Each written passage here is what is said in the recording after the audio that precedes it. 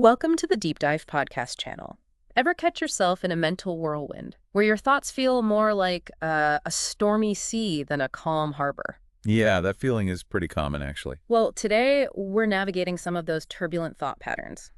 We'll be exploring 5 powerful mind shifts rooted in cognitive behavioral therapy that can offer real anchors in those Yeah, storms. that's right. And these aren't, quick fixes or just positive thinking. They're practical ways to understand how our thinking, often unconsciously, shapes our experience. Right. By making these subtle shifts, these adjustments, we can actually alter how we feel and how we act. It's really fascinating how easily our minds can get into these patterns, these ruts. We'll look at how these shifts help us not just manage difficult thoughts, but really understand the mechanics behind them. Exactly.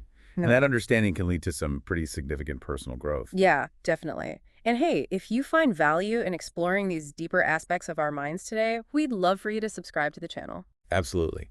And maybe leave your thoughts in the comments, too. We're always interested to hear from listeners. We are. And, it's important to remember something here. For many people, these ingrained thought patterns, they developed over time, sometimes as responses to difficult experiences, almost like survival strategies. That's a really key point. It brings a layer of compassion to it, doesn't it? Recognizing why they might be there in the first place. Precisely. Understanding the why can make the process of change feel less like a battle against yourself. Hmm. It highlights the need for creating a sense of safety as we explore these shifts. Okay, so let's dive in. Our first mind shift is moving from catastrophizing to grounded realism. What does catastrophizing actually look like in our day-to-day thoughts? Well, catastrophizing is essentially our brain's habit of jumping straight to the absolute worst-case scenario, Yeah. often without much or any realistic basis for it. Oh, okay. Like, think about it. Your partner is 10 minutes late coming home, and your mind instantly pictures a terrible accident. Oh, yeah, Yeah. I know that one. Or maybe you miss one deadline at work, and you immediately spiral into thinking you'll lose your job and end up homeless. It's that extreme jump. Right, it's like our internal alarm system is just stuck on high alert. Exactly. It gets overly sensitive. So what's going on underneath, like in our nervous system when we get caught in that?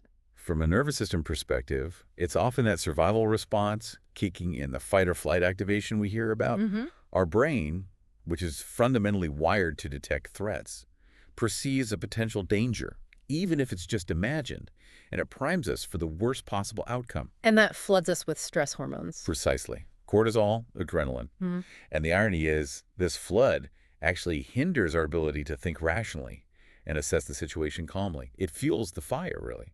So how do we start to dial down that alarm system, introduce a bit more realism? Well, a key CPT strategy here is something we can call the probability check or probability scale. When you notice your thoughts spiraling into those worst-case scenarios, you pause, you take a breath, and you ask yourself a few grounding questions. Like what? First, what's the actual evidence that this extreme outcome is likely to happen? Really look for facts, not just fears. Right. Challenge the assumption. Second, what's a more probable, less dramatic possibility? There are usually several less catastrophic outcomes that are far more likely. Okay. And the third? And third, even if the less likely but still worst outcome did happen, how would I realistically cope? This isn't about minimizing it, but about tapping into your resilience. You've handled hard things before. That sounds like a really practical way to bring some logic back when emotions are running high. Can you give us a concrete example, maybe one we can relate to? Sure, let's take a work scenario. Imagine you have to give a big presentation. Okay. Already feeling slightly anxious. Right. So a catastrophic thought might be, if I mess up this presentation, I'll completely ruin my career. Everyone will think I'm incompetent. Yeah, that sounds familiar for high-stakes moments. So, applying the probability check. First, what's the evidence? Have I ruined my career before with one imperfect presentation? No. Have I succeeded in other presentations? Yes. Mm-hmm. Second, what's more likely? I might stumble on a word or two, maybe feel nervous, but it's unlikely to be a career-ending disaster. More likely, some parts will go well, some okay. Right. A mixed bag, like most things. Exactly. And third, how would I cope if it did go poorly? Well, I'd be disappointed, maybe embarrassed for a bit. I could talk to my manager, get feedback, learn from it, and focus on my next project. One presentation doesn't define my entire career. Okay, that really puts it into perspective. It diffuses the power of that worst-case fear. It does. It brings you back to more grounded reality. All right, our next mind shift tackles another really common one. From all or nothing thinking to flexibility. This feels like a trap so many of us fall into. That black and white thinking. It really is. All or nothing thinking, or dichotomous thinking, is seeing situations, yourself or others, in extreme terms. Things are either perfect or a complete failure, good or bad, success or disaster. There's no middle ground. Can you give some examples? Sure, it's the mindset of, if I'm not perfect at this new hobby, I'm a total failure. Or, if I eat one cookie when I'm trying to eat healthier, then my whole diet is ruined, I might as well give up. Oh, the diet one is classic. Isn't it? Or in relationships. If they disagree with me on this important issue, it means they don't really care about me. It ignores all the nuance. Why do our minds even do that? Why gravitate towards these extremes? Well, when we're feeling stressed, uncertain, or overwhelmed, our nervous system often craves simplicity. Ambiguity can feel threatening, unsettled. Okay. All or nothing thinking offers this kind of false sense of clarity.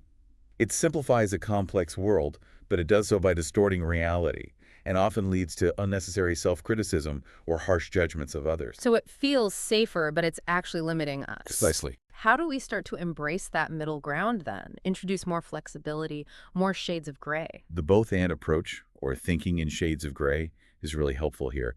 When you catch yourself using absolute terms like always, never, perfect, failure, pause again. Okay. Ask yourself, can both things be true to some extent?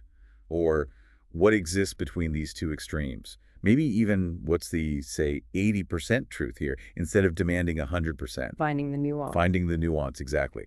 Acknowledging complexity and partial truths. Can you walk us through an example, like the diet one? Yeah, let's use that. The extreme thought is, I failed my diet today because I ate that cookie. I am hopeless. I have no willpower. Ouch, that feels heavy. It does. The both and reframe might sound like this. Okay, I had a cookie and I've actually made really good progress overall this week. Or I had a tough moment with that craving and one slip up doesn't define my entire effort or my worth. So it acknowledges the slip up, but also the broader context. Exactly. Yeah, I can feel disappointed about the cookie and still be committed to my health goals. It allows for imperfection without collapsing into failure. That feels much more sustainable and kinder, really. It is. Flexibility is key to long-term change. Okay, moving on. Our third mind shift, this one digs deep. From shame-based self-talk to self-compassion. Shame. That's a powerful one. Incredibly powerful and often quite insidious. Shame narratives are those deeply ingrained critical inner voices that attack our fundamental sense of worth. How is that different from guilt? That's a great question. Guilt usually says, I did something bad. Shame says, I am bad. It attacks your core being, not just your behavior. It whispers things like, you're not enough, you're too much, you're fundamentally flawed, or you're broken. Wow, that distinction is crucial. I did bad versus I am bad. It is. And that I am bad feeling can be incredibly corrosive. So what's the impact of that kind of internal monologue on our well-being, on our nervous system? Shame often triggers a significant nervous system response, frequently the freeze response. Think about it, when you feel deep shame, you often want to disappear, withdraw, hide. Yeah, that makes sense. This can manifest as paralysis, a feeling of being stuck, a stifling of your voice, and your natural drive towards growth and connection. Over time, chronic shame can be a major contributor to things like depression and anxiety. That paints a really stark picture of its effects. How can we possibly begin to cultivate self-compassion when that voice is so loud and critical? It takes conscious effort, but a fundamental shift involves practicing what we can call the kind inner voice, or the talk to yourself like a friend exercise. Okay, how does that work? When those shame-based thoughts arise, I'm such a failure, I'm so stupid, you consciously pause and ask yourself, would I ever say this in this tone to someone I truly love and care about who is going through the same thing? Probably not. We're usually much kinder to others. Exactly. So the next step is to ask, what would I say to that friend? And then try directing that same kindness, understanding, and empathy inward toward yourself. Ask, what's the kindest truth I can tell myself right now? Just that simple act of redirecting the compassion, turning it inward. It sounds simple, but I imagine it feels quite radical initially. It can be, especially if self-criticism is a deeply ingrained habit, but it's incredibly powerful. Can you give us an example? Sure. Let's say someone is feeling behind in their career or life compared to their peers. The shame thought might be, I'm such a failure for not being further ahead. Everyone else has it figured out. Yeah, the comparison trap feeds shame easily. It does. Responding with a kind inner voice like you would to a friend might sound like this. Hey, it's okay. You've done the best you could with the resources and circumstances you had. Your pace is valid. Growth isn't always linear, and comparing yourself isn't helpful. What's one small step you can take today? It acknowledges the feeling but refutes the global judgment of failure. Precisely. It offers understanding and focuses on realistic action rather than getting stuck in self-attack. It treats you like a human being who is learning and growing. That feels like a much healthier place to operate from. Okay, shift number 4 focuses on our interactions with others. From mind reading to clear communication. This one definitely seems like a breeding ground for misunderstandings. Oh, absolutely. Mind reading, in this CBT context, is the cognitive distortion, where we assume we know what other people are thinking, and usually we assume it's negative about us. Right, not assuming they're thinking great things about us. Rarely, it's thoughts like, they probably think I'm annoying, or I bet they're mad at me, or they must think I sounded stupid when I said that. We project our own insecurities onto others' internal worlds. And how does this habit, this assuming, affect our relationships and our own anxiety? Well, sometimes it might feel like a preemptive strategy, like trying to figure people out to stay safe socially, but ultimately, mind reading creates distance and fuels anxiety. Because we react to our interpretations, which could be completely wrong, instead of reacting to the actual person or situation. We might withdraw or become defensive based on a fiction we've created in our own head. This leads to unnecessary conflict, hurt feelings, and isolation. Yeah, you end up shadowboxing with your own assumptions. That's a great way to put it. So, what's the antidote? How do we stop trying to be psychic? The key strategy here is really simple in concept, though maybe harder in practice. Yeah. Clarify, don't assume. Okay. When you catch yourself making assumptions about what someone else is thinking or feeling, the most direct route is usually the best. Yeah. Seek clarification through open, honest, and respectful communication. Easier said than done sometimes, right? Especially if you're worried about the answer. True. But you can start by checking your own thoughts. Ask yourself, do I have concrete proof for this thought? Or is it just a feeling or a guess? And then have I actually checked in with the person? Often the answer to both is no. Okay. And then what? And then consider asking directly, or at least asking yourself, what's another possible interpretation of their behavior? Maybe their quietness isn't about you at all. Maybe they're just tired, stressed about something else, or preoccupied. Right. Widening the lens beyond yourself. Can you give us a practical example? Okay, let's say your friend hasn't replied to your text message for a few hours, maybe even a day. And the mind-reading thought is, They must be upset with me. Did I say something wrong? They're avoiding me. yep, common scenario. Instead of letting that anxiety simmer, the clarify, don't assume approach involves first checking the evidence. Is there any actual reason to think they're upset? And then considering alternatives. Maybe they're just busy, or their phone died, or they're dealing with something personal. Maybe even reaching out again. Exactly. Instead of stewing, you could send a gentle follow-up like, hey, just checking in, hope you're doing okay. Or if you see them, hey, everything all right? You seemed a bit quiet earlier. You move from assumption to potential connection. It's about replacing guesswork with actual information, even if asking feels a bit vulnerable. Vulnerability is often the doorway to clearer communication and stronger relationships. Okay, that leads us to our final mind shift for today. This one tackles those internal pressures. From should statements to values-based choices. Oh, the shoulds. I think we all have a few of those rattling around. Absolutely. Should statements are those internalized rules, expectations, and pressures that often stem from cultural conditioning, family messages, perfectionism, or societal norms. What do they sound like? They sound like, I should be more successful by now. I shouldn't feel angry and anxious. I should go to that party even though I'm exhausted. I should have my life more together. It's a language of obligation and judgment. Yeah, should often feels heavy, like a burden. How does it impact our well-being? Well, underneath many shoulds lies a subtle or not so subtle form of self-criticism or internalized shame disguised as structure or morality. They create this constant pressure cooker. This often leads to feelings of guilt when we don't meet the should, inadequacy, resentment, if the should feels imposed, and a general sense of inner conflict and tension. We're measuring ourselves against standards that might not even be ours. So how do we dismantle these shoulds? How do we shift toward choices that feel more authentic, more aligned with us? It's a process of inquiry, really. Yeah. It involves a few steps. First, just notice the should. Catch yourself saying or thinking it, Awareness first. always. Then get curious. Ask yourself, whose voice is this should really? Is it mine? My parents? Society's? Where did this rule come from? Tracing its origin. Interesting. Then dig a little deeper. What positive value might be hiding underneath this should? For example, behind I should always help others, the value might be kindness or contribution. Okay, finding the positive intention. Yes. And finally, the crucial step. Reframe the should into a values-based choice. Ask, how can I honor this underlying value in a way that feels like an authentic choice for me right now, rather than an obligation? It moves from I should to I choose or I value. That feels like reclaiming your power in the situation. Can you give us one last example? Sure. Let's use the party example. Yeah. I should go to that party tonight, even though I'm exhausted, or people will think I'm rude or antisocial. Okay, the obligation is clear. So first, question the origins why. Maybe that's a fear of judgment. Then, identify the value underneath. Perhaps it's connection, friendship, or showing you care. Right.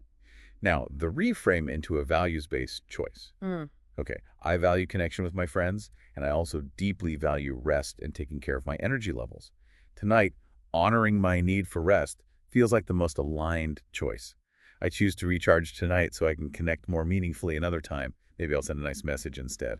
So it's not about rejecting the value, but about choosing how and when to honor it alongside other important values like self-care. Exactly. It's moving from obligation and potential resentment to conscious, intentional living based on what truly matters to you. Wow. Okay, so those are the 5 shifts. Integrating all of these? Well, it might seem like a lot. How do we approach this without feeling totally overwhelmed? That's a really important point. It's absolutely crucial to remember that this is a practice, a journey, not some kind of overnight fix or a destination you arrive at. Right. Not perfection. Definitely not perfection. Practice these shifts with patience and, maybe most importantly, with a huge dose of self-compassion. You're essentially retraining your brain, rewiring neural pathways that might have been there for years. And that takes time. It takes time and consistent, gentle effort.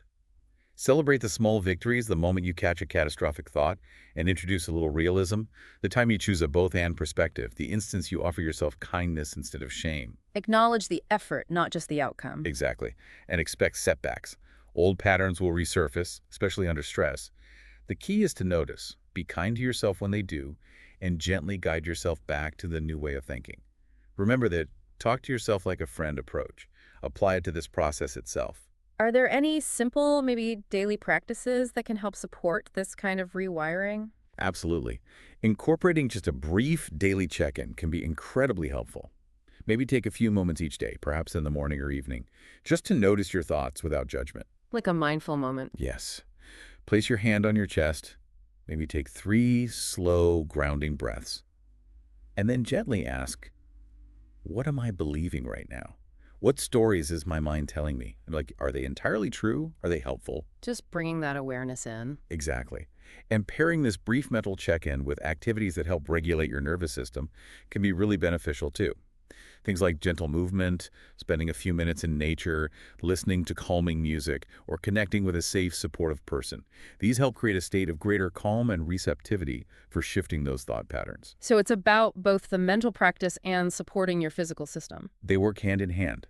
A regulated nervous system makes cognitive reframing much easier. Okay, so just to quickly recap the ground we've covered, we've explored 5 key mind shifts, moving from catastrophizing to more grounded realism. From all or nothing, black and white thinking, to embracing flexibility and shades of gray. From that heavy, shame-based self-talk towards genuine self-compassion. From assuming we know what others think mind reading, to seeking clear communication. And finally, from feeling burdened by should statements to making conscious, values-based choices. Exactly.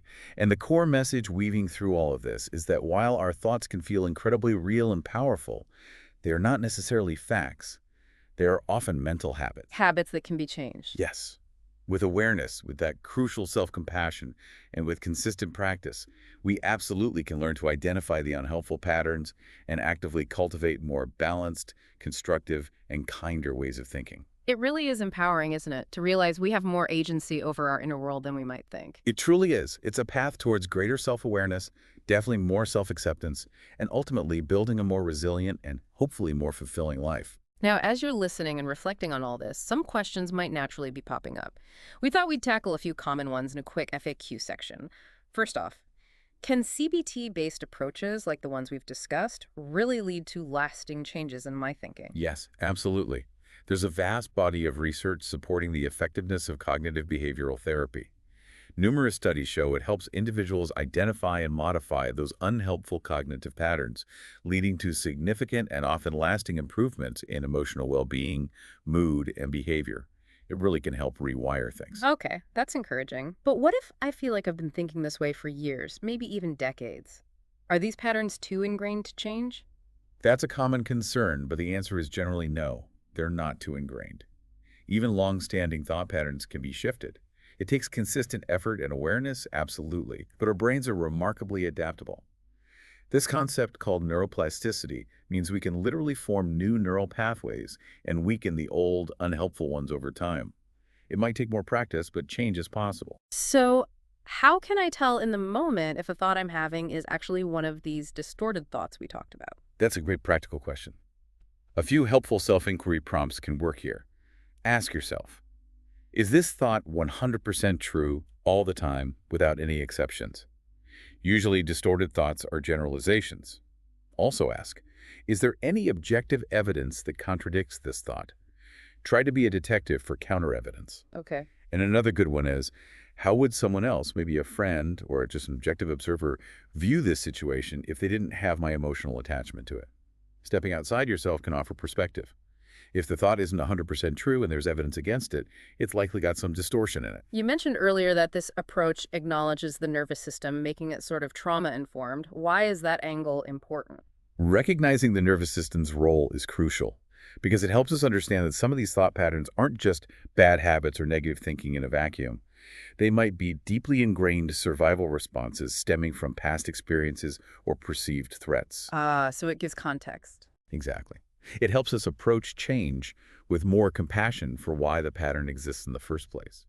It also highlights the importance of creating emotional safety and using regulation strategies alongside the cognitive work, recognizing that feeling safe is often a prerequisite for changing these deep patterns. Makes sense. Now, can I effectively work on these mind shifts on my own, maybe using self-help books or resources? Or do I need a therapist? Many individuals find significant benefit from working on this independently. Self-directed CBT can be very effective, especially with good resources. However, there are times when professional support is really valuable. What might that be? If the patterns feel incredibly stuck, if they're linked to significant past trauma, or if they're severely impacting your daily functioning or mental health, working with a therapist trained in CBT or related modalities can provide personalized guidance, deeper insights, and crucial support in navigating those complexities. It's not an either. Really, sometimes both can be helpful. Okay. And one last question we touched on, but maybe we can reinforce it. Is self-compassion really that crucial? Sometimes feels a bit soft. It might feel soft, but it's incredibly powerful and, I'd argue, essential. Far from being soft or letting yourself off the hook, self-compassion is a cornerstone of resilience and sustainable change. Research consistently shows that treating ourselves with kindness and understanding, especially when we fail or struggle, actually reduces stress, builds resilience, and increases motivation for positive change much more effectively than harsh self-criticism. So it's actually a strength. Absolutely. It creates the supportive inner environment needed for growth and for tackling these challenging thought patterns without giving up. That's all incredibly helpful clarification. Thank you so much for walking us through not just the shifts, but also these practical considerations. It's really been my pleasure. I hope this provides some useful tools for listeners. Remember, cultivating a more mindful, more compassionate relationship with your own thoughts is a powerful, ongoing journey. It really is. So, as we conclude this deep dive today, we want to encourage you, the listener, to maybe take just a moment now or later today to reflect. Think about one particular thought pattern we discussed that maybe stood out to you, resonated with you. Yeah, perhaps consider which of these 5 mind shifts might feel like a helpful starting point for your own exploration. You don't have to tackle them all at once. Just pick one to start noticing, perhaps. Thank you so much for joining us for this deep dive. We hope it offered some valuable insights for navigating your inner world.